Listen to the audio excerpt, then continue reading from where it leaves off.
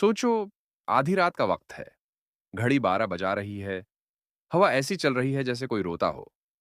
तुम्हारे सामने एक पुरानी हवेली है, जिसकी खिड़कियां टूटी हुई हैं। दरख्तों की शाखें दीवार से टकरा रही हैं और अंधेरा ऐसा जैसे सब कुछ निगल लेगा। क्या तुम हिम्मत करोगे इस हवेली के अंदर कदम रखने की? आज की कहानी है इसी अंधेरी हवेली के भयानक राज की। एक पुराने गांव के किनारे एक सैकड़ों साल पुरानी हवेली थी। लोग कहते थे कि इसके मालिक ने अपनी बेटी को कत्ल करके उसी हवेली में दफन किया था। तब से लेकर आज तक वहां से औरत की चीखें और किसी के रोने की आवाजें सुनाई देती थीं। गांव के लोग इस हवेली के पास भी नहीं जाते थे। मगर एक दिन चार दोस्त सीमिया, राहुल, अली और महक ने जिद पकड़ ली कि वो हवेली को एक्सप्लोर करेंगे। उन्हें लगा ये सब सिर्फ कहानियां हैं। जैसे ही वो अंदर दाखिल हुए, एक अजीब सा सुकूत छा गया। बाहर हवा तेज चल रही थी, मगर अंदर सब कुछ खामोश था। सिर्फ एक पुरानी झाड़ू दरवाजे के साथ पड़ी हल्की हल्की हल रही थी, जैसे किसी ने अभी पकड़ कर रखी हो। राहुल ने कहा, यह सब ड्रामा है, आओ देखते हैं अंदर क्या है। लेकिन सैमिया के कदम भारी होने लगे। उसे ऐसा लगा जैसे कोई उनके साथ साथ चल रहा है। वो एक बड़े कमरे में पहुंचे। कमरे की दीवार पर एक बड़ा सा टूटा हुआ आईना लगा था। सबने उसमें अपना अक्स देखा, मगर अचानक महक के पीछे एक सियाह साया दिखाई दिया। महक ने पलट कर देखा, पीछे कोई न था, लेकिन आईने में वो साया अब करीब आ रहा था। सीमिया चीख पड़ी, ये ये कोई हमारे साथ है। अचानक आईना जोर से टूटकर जमीन पर बिखर गया और कमरा अंधेरे में डूब गया। चारों भागते हुए दूसरे कमरे में पहुंचे।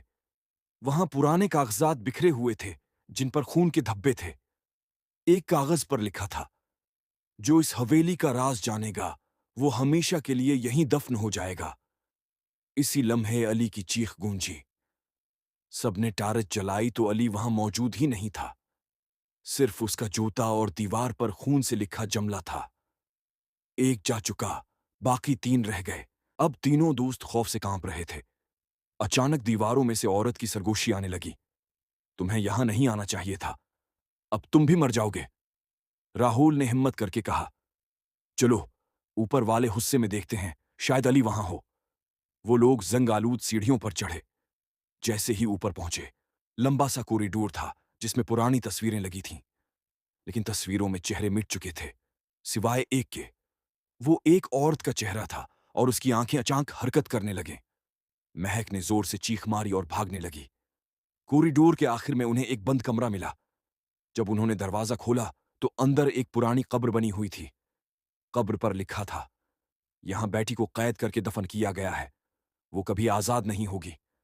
सीमिया के जिस्म में कपकपी दौड़ गई। अचानक कमरे की मुट्ठी हिलने लगी, जैसे कोई कब्र से बाहर निकल रहा हो। कब्र टूटी और इसमें से वही काली लिबास वाली औरत बरामद हुई। उसकी आंखें सरख जल रही थीं, बाल बिखरे हुए और मुंह से खून बह रहा था। वो चलाने लगी, तुम सब भी मर जाओगे, जैसे मैं मरी थी।